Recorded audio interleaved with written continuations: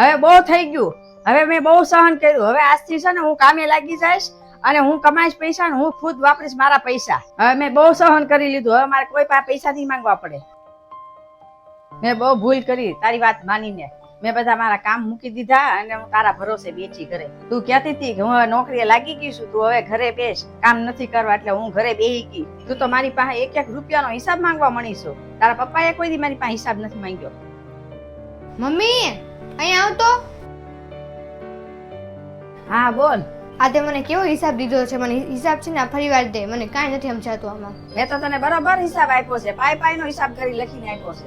મને આમાં કાંઈ સમજાતું નથી મમ્મી. મેં તને 1000 રૂપિયા આપ્યા હતા, એ 1000 રૂપિયાનો મને હિસાબ પૂરેપૂરો જોયો. મને આમાં કાંઈ સમજાતું નથી. તું ક્યાં બધા 1000 રૂપિયા વાપરીને આવી? તું મને એમ કે. મેં તને એક એક વસ્તુ લખીને મેં તને પૂરો હિસાબ એમાં લખીને આપ્યો છે, 1000 રૂપિયાનો. બીજું તારે શું જોવે છે? એટલે તું તને પૂછું છું, આમાં મને કાંઈ નથી સમજાતું. એ તું મૂકી દે અને હું તને બીજો હિસાબ કરીને આપું છું. અને વસ્તુ બધી તને દેખાડી દઈશ હારો હાર. હા તો મને છે ને ફટાફટ લખીને આપ, હું અહીંયા જ બેઠી છું. હા,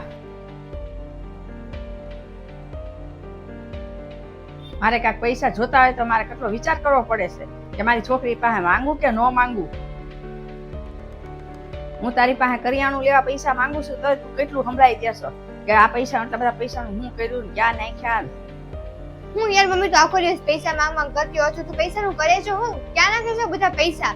આખો દિવસ પૈસા જ માંગ કરતી હોય છો. મારે છે ને દુકાનેથી થોડીક વસ્તુ લાવવાની હતી ને કરિયાણાની, એટલે હું પૈસા માંગતી હતી. હા હા, હવે જ્યાં કબાટમાં પડ્યા છે લઈ આવ. અને વધારે નહીં લેતી, જેટલી જરૂર છે ને પૈસાની એટલા જ લેજો. હા લઈ આવું છું. મારે એક ફોન નું બેલેન્સ પુરાવું હોય ને તો તારી પાસે છે ને મારે પૈસાની ભીખ માંગવી પડે છે.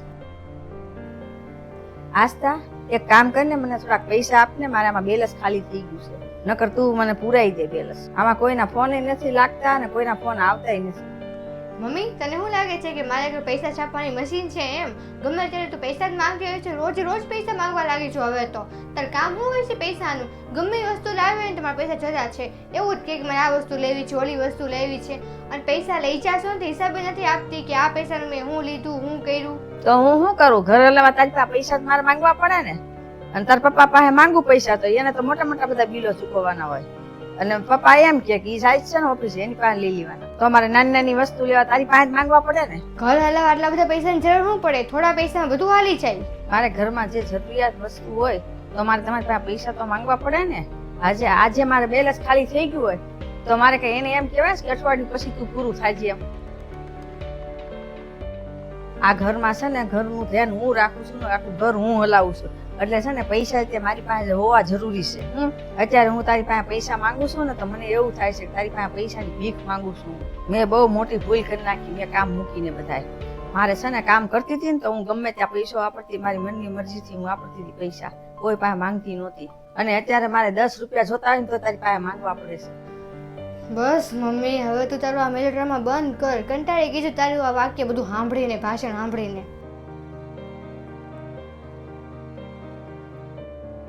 બસ હવે મને ખબર પડી ગઈ કે 4-5 મહિનાથી કામ મૂકી દીધું ને એટલે હવે મારી કઈ કિંમત નથી.